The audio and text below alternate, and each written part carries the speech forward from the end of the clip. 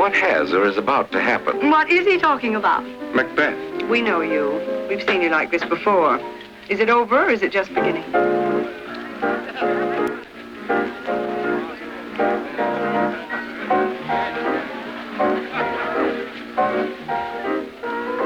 Fasten your seatbelts. It's going to be a bumpy night.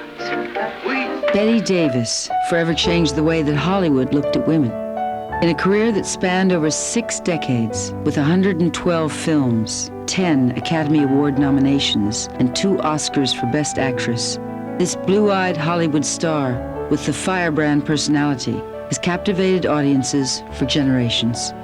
Her powerful and mesmerizing performances in such films as Jezebel, Dark Victory, Now Voyager, and for some, her crowning glory as Margot Channing in All About Eve, made her a Hollywood legend that still lives on today. She was a real original lady, truly original. She had a definite point of view about her career and the things that she wanted to do and the kind of stories that she wanted to do. You know, my mother was a legend and a well-deserved legend in her own time, and so that it made it a little difficult on the kids, I think. But as I grew older, I realized what a fantastic thing it was. Like every New England girl of her generation, Bette too dreamed of a family, husband, and love. She would marry 4 times and have 3 children, but her marriages ended bitterly, and her love for her daughter Bette was destroyed by the publication of her daughter's scathing biography, My Mother's Keeper. At the age of 75, Bette met her greatest challenge, a battle with breast cancer. 20 years earlier, her sister's struggle with the same disease had taught her the value of regular self-examination. With renewed vigor, she returned to work once again and traveled around the world to receive award after award for a remarkable career that seemed would never end. Whatever storm clouds lay on her horizon, Miss Bette Davis just fastened her seatbelt.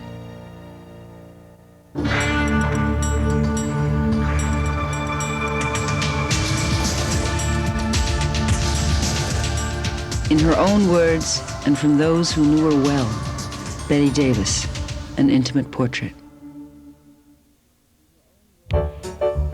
In 1930, Bette Davis arrived in Hollywood with her mother Ruthie and pet terrier in tow. At 22, Bette had already been a star on Broadway and looked forward to an equally brilliant career on the silver screen.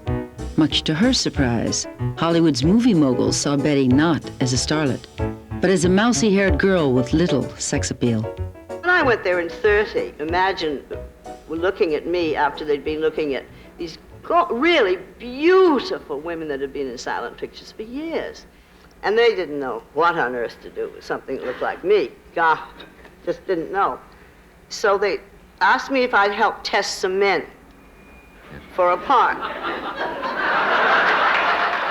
They lay me. Now, at that age, and I want to tell you, in 1930, I was the yankiest, modest virgin that ever walked the earth. They laid me on a couch, and I tested 15 men. I'm not kidding you. And they all had to lie on top of me and give me a passionate kiss. Oh! I thought I'd die. Undaunted by her initial reception, Bette had absolute confidence that her talent would take her to the top. She knew she was unique. Bette Davis emerged with tremendous confidence in herself. I don't know where that came from. She said she was born independent. She was born liberated. She would say, you know, I'm a Yankee, and that, you know, Maine, Massachusetts, New Hampshire. This was her upbringing and gave her the strength to do what she did in her career. Bette liked to say that a crack of lightning announced her birth on April 5th, 1908 in Lowell, Massachusetts. Her father, Harlow Merrill Davis, was a patent attorney. Her mother, Ruthie, an aspiring artist. 18 months after Bette's birth, her only sibling, Barbara Harriet Davis, nicknamed Bobby, soon followed.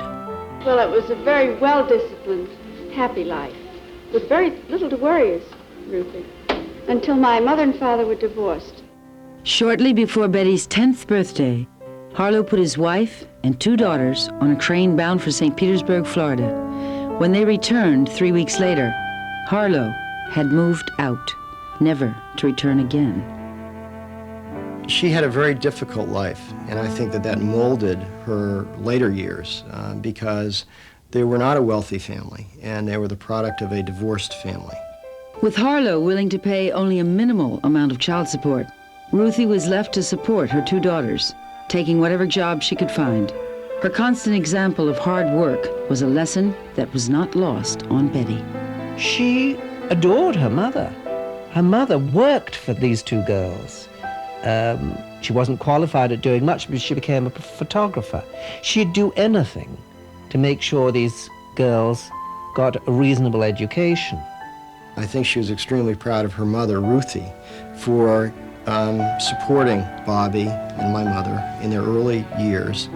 She did a number of different jobs that didn't pay a lot of money, but she worked as hard as she could to support the family. While Ruthie worked, Bette and Bobby were sent to a number of Massachusetts boarding schools, including Crestelbaum and Cushing academies. At the age of 16, Ruthie enrolled her daughter in Mariarden, a summer arts colony in Petersboro, New Hampshire, where her performance in The Moth dazzled audiences. Bette Davis's mother, Ruthie, was the preeminent stage mother. She was determined that her daughter was not only going to be an actress, but a great actress. She was indomitable. She was right there constantly.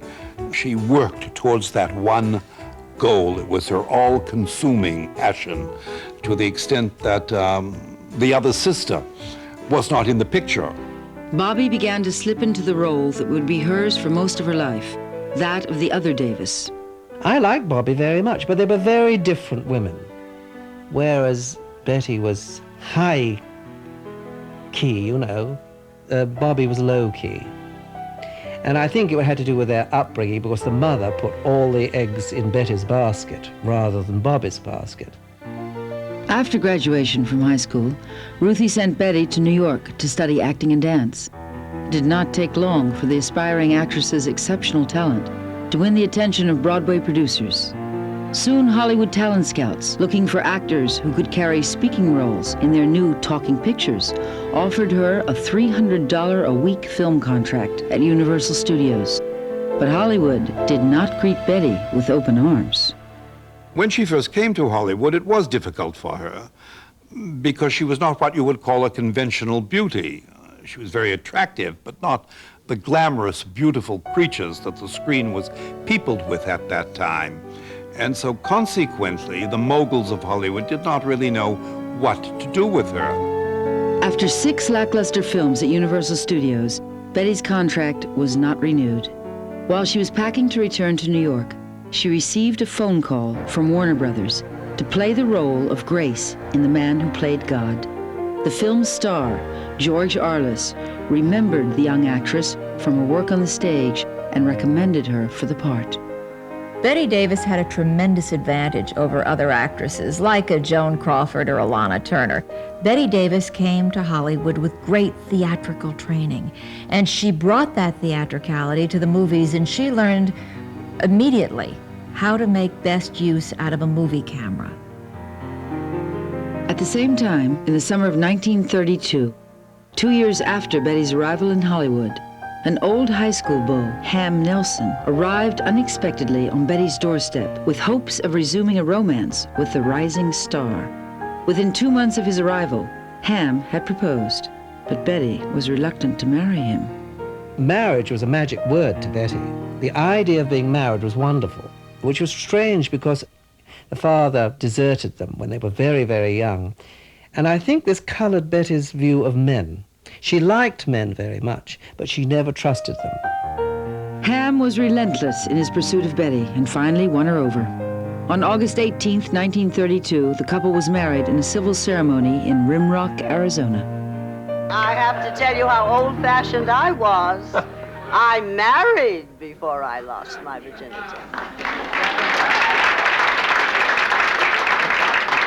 Once more, I was 26 years old, and it almost killed me to wait. Happily married, Bette returned to Warner Brothers and settled into the grueling pace that the studio system demanded, making one film by day and another by night. 15 films later, Bette won the part that would mark her first memorable role on film. When we come back, Bette becomes the Queen of Hollywood.